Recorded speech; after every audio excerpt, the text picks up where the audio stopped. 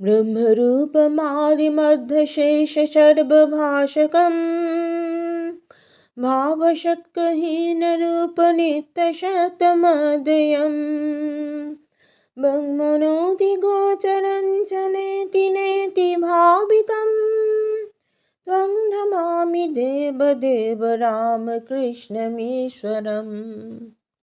নমস্কার, আমার এই চ্যানেলে আপনাদের সকলকে স্বাগত। ঠাকুর শ্রী শ্রী রামকৃষ্ণ পরমহংসদেব, শ্রী শ্রী মা এবং স্বামী বিবেকানন্দকে আমার সশ্রদ্ধ প্রণাম জানিয়ে শ্রীমকথিত রামকৃষ্ণ কথামৃত থেকে পরবর্তী অংশ পাঠ করে শোনাচ্ছি। কাঁচা আমি ও পাকা আমি, ভক্তের আমি, বালকের আমি। জ্ঞান বিচারের শেষে সমাধি হলে আমিটামি কিছু থাকে না, কিন্তু সমাধি হওয়া বড় কঠিন। আমি কোনো মতে যেতে চায় না, আর যেতে চায় না বলে ফিরে এই সংসারে আসতে হয়। গরু হাম্বা হাম্বা অর্থাৎ আমি করে, তাই এত দুঃখ। সমস্ত দিন লাঙল দিতে হয়, গ্রীষ্ম নাই, বর্ষা নাই, কিংবা তাকে কষাইয়ে কাটে, তাতেও নিস্তার নাই। চামারে চামড়া করে, জুতো তৈয়ারি করে, অবশেষে নাড়িভুঁড়ি থেকে তাঁত হয়, ধুনুরির হাতে পড়ে, তখন তুহু তুহু অর্থাৎ তুমি তুমি করে, তখন নিস্তার হয়। যখন জীব বলে না হং না হং না হং, আমি কেহ নহি, হে ঈশ্বর তুমি কর্তা, আমি দাস তুমি প্রভু, তখন নিস্তার, তখনই মুক্তি। ডাক্তার, কিন্তু ধুনুরির হাতে পড়া চাই। সকলের হাস্য। শ্রী রামকৃষ্ণ, যদি একান্ত আমি না যাস, থাক দাস আমি হয়ে। সমাধির পর কাহারো কাহারো আমি থাকে, দাস আমি, ভক্তের আমি। শঙ্করাচার্য বিদ্যার আমি লোকশিক্ষার জন্য রেখে দিয়েছিলেন। দাস আমি, বিদ্যার আমি, ভক্তের আমি, এরই নাম পাকা আমি। কাঁচা আমি কি জানো? আমি কর্তা, আমি এত বড় লোকের ছেলে, বিদ্বান, আমি ধনবান, আমাকে এমন কথা বলে? এই সব ভাব। যদি কেউ বাড়িতে চুরি করে, তাকে যদি ধরতে পারে, প্রথমে সব জিনিসপত্র কেড়ে লয়, তারপর উত্তম মধ্যম মারে, তারপর পুলিশে দেয়, বলে কি জানে না কার চুরি করেছে। ঈশ্বর লাভ হলে 5 বছরের বালকের স্বভাব হয়। বালকের আমি আর পাকা আমি। বালক কোনো গুণের বশ নয়, ত্রিগুণাতীত, সত্য রজ তম কোনো গুণের বশ নয়। দেখো, ছেলে তমগুণের বশ নয়, এইমাত্র ঝগড়া মারামারি করলে আবার তৎক্ষণাৎ তারই গলা ধরে কত ভাব, কত খেলা। রজগুণেরও বশ নয়, এই খেলাঘর পাতলে কত বন্দোবস্ত। কিছুক্ষণ পরেই সব পড়ে রইল, মার কাছে ছুটেছে।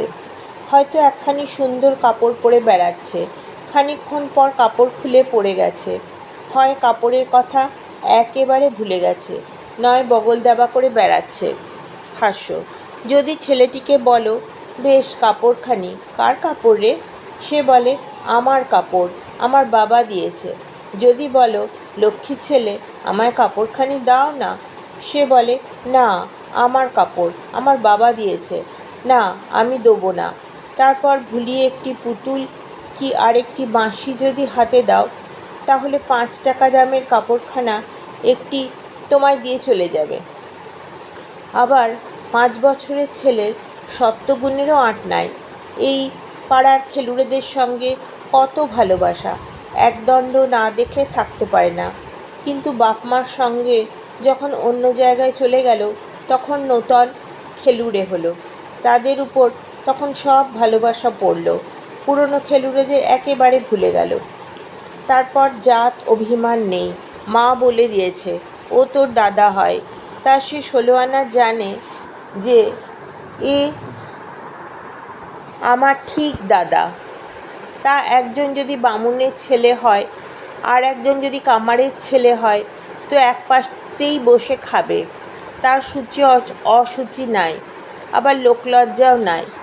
ছোঁচাবার পর যাকে তাকে পেছন ফিরে বলে, দেখো দেখি আমার ছোঁচানো হয়েছে কিনা। আবার বুড়োর আমি আছে। ডাক্তারের হাস্য। বুড়োর অনেকগুলি পাশ, জাতি, অভিমান, লজ্জা, ঘৃণা, ভয়, বিষয়বুদ্ধি, পাটোয়ারি, কপটতা। যদি কারুর উপর আকোচ হয় তো সহজে যায় না, হয়তো যতদিন বাঁচে ততদিন যায় না। তারপর পাণ্ডিত্যের অহংকার, ধনের অহংকার, বুড়োর আমি, কাঁচা আমি। জ্ঞান কাহাদের হয় না ডাক্তারের প্রতি। 4-5 জনের জ্ঞান হয় না। যার বিদ্যার অহংকার, যার পাণ্ডিত্যের অহংকার, যার ধনের অহংকার, তার জ্ঞান হয় না। এসব লোককে যদি বলা যায় যে অমুক জায়গায় বেশ একটি সাধু আছে, দেখতে যাবে, তারা অমনি নানা ওজোর করে বলে যাব না, আর মনে মনে বলে আমি এত বড় লোক, আমি যাব। 3 গুণ সত্যগুণে ঈশ্বর লাভ। ইন্দ্রিয় সংযমের উপায়। তমগুণের স্বভাব অহংকার। অহংকার অজ্ঞান, তমগুণ থেকে হয়। পুরাণে আছে রাবণের রজগুণ, কুম্ভকর্ণের তমগুণ, বিভীষণের সত্যগুণ। তাই বিভীষণ রামচন্দ্রকে লাভ করেছিলেন। তমগুণের আরেকটি লক্ষণ হল ক্রোধ। ক্রোধের দিকবিদিক জ্ঞান থাকে না। হনুমান লঙ্কা পোড়ালেন, এ জ্ঞান নাই যে সীতার কুটির নষ্ট হবে। আবার তমগুণের আরেকটি লক্ষণ কাম। পাথুরে ঘাটার গিরীন্দ্র ঘোষ বলেছিল, কামক্রোধাদি রিপু এরা তো যাবে না, এদের মোড় ফিরিয়ে দাও, ঈশ্বরের কামনা করো, সচ্চিদানন্দের সহিত রমণ করো। ক্রোধ যদি না যায়, ভক্তির তমঃ আনো। কি আমি দুর্গারাম করেছি, উদ্ধার হব না? আমার আবার পাপ কি, বন্ধন কি? তারপর ঈশ্বর লাভ করবার লোভ হয়। ঈশ্বরের রূপে মুগ্ধ হও, আমি ঈশ্বরের দাস, আমি ঈশ্বরের ছেলে। যদি অহংকার করতে হয় তো এই অহংকার করো। এই রকমে 6 রিপুর মোড় ফিরিয়ে দিতে হয়। আজকের পাঠ এই পর্যন্ত। আপনারা সকলে ধৈর্য ধরে এই পবিত্র পাঠ শুনলেন, সেজন্য আপনাদের সকলকে আন্তরিক ধন্যবাদ। আমার এই চ্যানেলটি যদি আপনারা সাবস্ক্রাইব করে নেন, তাহলে পরবর্তী পাঠগুলি খুব সহজেই খুঁজে পেয়ে যাবেন এবং পূর্ববর্তী পাঠগুলিও খুঁজে পেয়ে যাবেন। এছাড়া এই চ্যানেলে ঠাকুরের বিভিন্ন বাণী শর্টস আকারে দেওয়া আছে, সেগুলিও পেয়ে যাবেন। ঠাকুর শ্রী শ্রী রামকৃষ্ণকে আবার আমার ভক্তিপূর্ণ প্রণাম জানিয়ে আজকের পাঠ শেষ করলাম। সকলে ভালো থাকবেন। নমস্কার।